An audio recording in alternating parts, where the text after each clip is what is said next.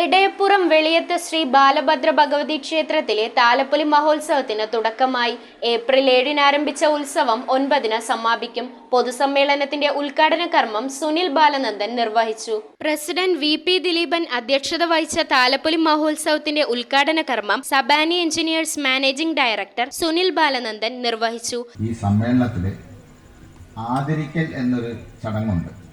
അതിൽ ഒന്നാമത് വന്നിരിക്കുന്നത് ക്ഷേത്രത്തിൽ ദർശനത്തിന് വരുന്നവരിൽ 70 വയസ്സിന് മേലെ പ്രായം ചെന്നവരെ ആദരിക്കുന്നതാണ്.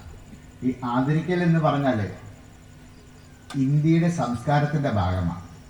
ഇന്ത്യയുടെ സംസ്കാരത്തിന് മറ്റ് രാഷ്ട്രങ്ങളെ അപേക്ഷിച്ചുള്ള വ്യത്യാസം മാതാവിനെയും പിതാവിനെയും ഗുരുക്കളെയും ആദരിക്കുന്നത് നിർലോഭം തുടരുന്ന ഒരു രാഷ്ട്രമാണ് ഇന്ത്യ. Secretary VP. പ്രമോദ് സ്വാഗതം ആശംസിച്ചു. ക്ഷേത്രത്തിൽ ദർശനത്തിന് വരുന്നവരിൽ 70 വയസ്സിനുമേൽ പ്രായം ചെന്നവരെയും എടയപ്പുറത്തെ അധ്യാപകരെയും വിദ്യാഭ്യാസ അവാർഡിന് അർഹരായ കുട്ടികളുടെ രക്ഷിതാക്കളെയും പൊന്നാട അണിയിച്ച് ആദരിക്കുകയും അതോടൊപ്പം വിദ്യാഭ്യാസ അവാർഡ് വിതരണവും നടത്തി. ഏപ്രിൽ 8-ന് പള്ളി ഉണർത്തൽ, നട തുറയ്ക്കൽ, പഞ്ചമൂർത്തികളായ സർപ്പങ്ങൾക്ക് നൂറും പാലും, മഞ്ഞൾപ്പൊടി ആടൽ, സർപ്പബലി തുടങ്ങി ക്ഷേത്ര ചടങ്ങുകൾ നടന്നു. 3-ാം ദിവസമായ ഏപ്രിൽ 9-ന് പള്ളി ഉണർത്തൽ, കളമെഴുത്തും പാട്ടും, പ്രസാദ ഊട്ട്, കളം പൂജ, തായമ്പക്ക തുടങ്ങിയ വിവിധ ക്ഷേത്ര ചടങ്ങുകൾക്ക് പുറമെ കലാപരിപാടികളോടെ മഹോത്സവം സമാപിക്കും. News bureau, Aluva.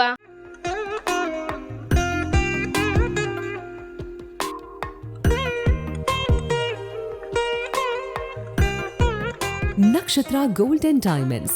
Online delivery available all across India.